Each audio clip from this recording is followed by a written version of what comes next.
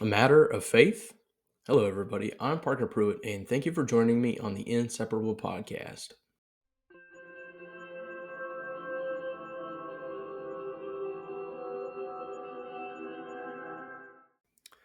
Well, I'm really glad and blessed to be back with you today on the podcast. Really didn't think a couple days ago that I was going to make it to today. I got extremely sick I'm over exaggerating, but I got extremely sick from what I believe was salmonella. And because I uh, overindulged on some raw cookie dough, which apparently that's not an old wives' tale. Apparently, it is true. You shouldn't eat raw cookie dough because of the obviously the uncooked eggs in there. So um, overindulged in that, and so yeah, it's been quite a journey the last few days. Um, so on Sunday night, going into Monday morning, about 1 a.m. and I took a turn for the worst. I started, vomiting everything in between, like all night long. And so about 9 a.m., my wife came to me and she's like, "Do you think you need to go to the ER?" And I'm like, "Yeah, I do." I was not in good shape. My stomach felt like it was in a knot, and it wasn't coming undone. And so I just um, I started to, obviously I was praying over that whole thing, all night. You just want to go back to sleep, but obviously you can't sometimes when you're just in pain. I really feel for the people who are just in chronic, just everlasting pain, here, just with physical ailments of various sorts. But I'm sure many of you have been there before, where you're praying and nothing seems to change, right? Nothing seems to work.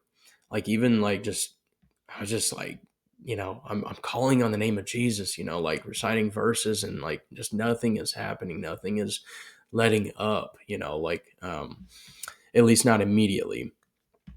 And it honestly, it gets a little discouraging, because when I read the Bible, when I read the New Testament, when I read Jesus's words and the promises that he makes, I see that when Jesus prays for someone, it's immediate healing, right? It's somebody getting better immediately. But something that I think we often neglect and often forget about is what he says after they're healed. He says, your faith has healed you, or your faith has set you free. It's conditional on your behalf, right? It's what you're um, believing in, right? And so I kind of stopped myself. I um, went, rewind back to Sunday night and to Monday morning when I'm throwing up sick. I'm like, why can't I have this? Why can't I? Like, why can't I be better right now? Like, why is this working? And you start just panicking. Like, is this not true? But it is. It is true. God's promises will always prevail and will always stand the test of time. Um, and I want to just point out a few of these instances, and these are probably not all of them, just a few of the ones that I've found just on a quick internet search, to be honest with you. But just goes along, backs up my message here, that when Jesus said to these people that he prayed for, that their own faith had healed them. And I want to give you those few examples. Luke 17, the 10 lepers that came up to him and asked for healing. He said, "Depart from me, your faith has made you guys well." So the 10 lepers in Luke 17, the blind beggar in Luke 18 had his sight restored because of his own faith, Jesus said. Mark chapter 5, the woman who had been dealing with bleeding for 12 years touched the hem of Jesus's garment, right? Jesus said, "Be healed, daughter. Your faith has made you whole," right? And last but not least, Mark 10, the blind, actually blind Bartimaeus is his name. Bartimaeus is his name, but in the Bible, he's known as blind Bartimaeus, but he actually received his sight due to his own faith.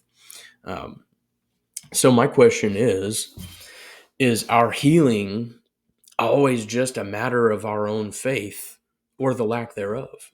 Right? Is our healing or the fact that we're not seeing healing in our lives just because we're not believing or just because we don't have faith in God?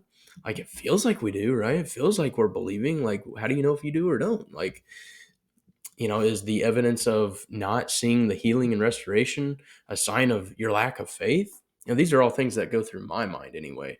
Like because I think about these things practically. Like I try to apply this stuff practically to my own life, and you should too, because this is the only litmus test to see if these things are true, right? Um, so I would argue sometimes, yes, it is exactly that case. Sometimes it is literally a matter of faith. Faith has a way of testing our beliefs or where our belief lies. Does it lie in yourself? Does it lie in your money, your career? Does it lie in God, or does it lie in idols or anything else? So faith has a way of testing where those things are. Is your faith, let's say you need that healing, and let's say you're really sick like I was the other night, is your faith in the science or the medicine itself? Or I'm not saying those things are bad, but or is your faith in God, the one who created everything, created that opportunity for medicine and the development of it and the study of it and the hands that work it and distribute it to the people, right, who need it. um, so my belief is in God, right? Who is over everything, over all of those things. Not just I'm not saying, like I said, the science and the medicine isn't real and isn't applicable and doesn't help us, right? But I believe God is over all that. He's in charge of all that. So he's the one that created it in the first place. So yeah, of course we're going to use it. Of course we're going to benefit from it, but we can't solely put our faith and our trust in that. And so I think it's important to distinguish between the two. What I actually want to present to you today, though, is the other side of the coin. What about the cases or the instances where we have faith or we think we have faith, but we still don't see the results we expect, right? What's there to draw from at that point, right? Well, my message is simple. Be patient. I know it's extremely hard and difficult, but patience is key. Just because it doesn't happen exactly when you order it or demand it from God doesn't mean He's not going to grant it to you, first of all. Um, but in any case, even if you haven't seen it for years, God's not done with the situation. Sometimes God just wants to paint an even more beautiful picture than just an immediate healing. While that's cool and all, right? That happens quite a bit actually. I've seen it with my own eyes. I've seen immediate healing, like just a blink of an eye. Um, I've seen hearing restored. I've seen backaches gone away. I've seen ankles be restored, like I've seen a fractured ankle be restored right in my very presence.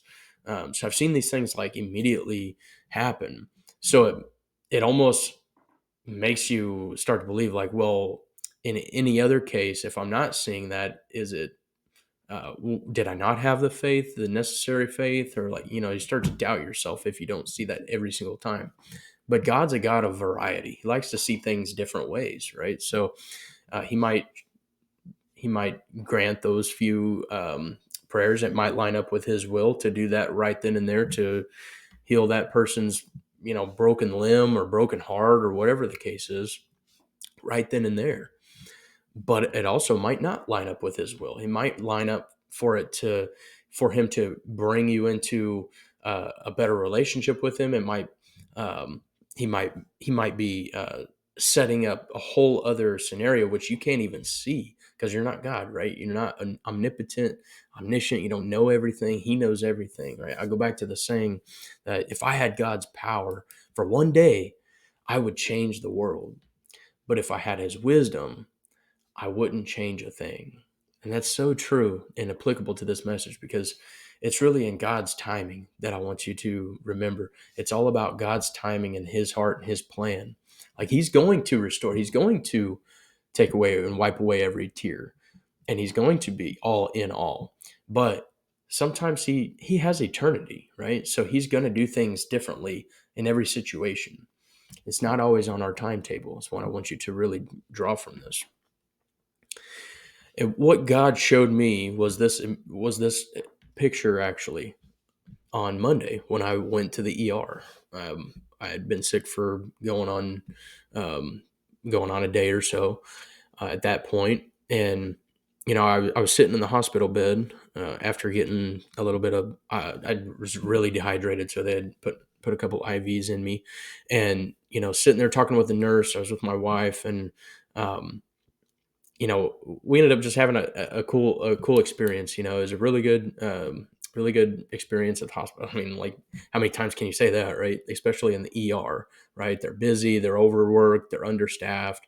Usually the nurses don't want to be there, just like the patients don't want to be there. But I can say honestly, this was like the best experience I've had in a hospital. Um, they were just like very professional, very good, to me and my wife, accommodated all of our needs.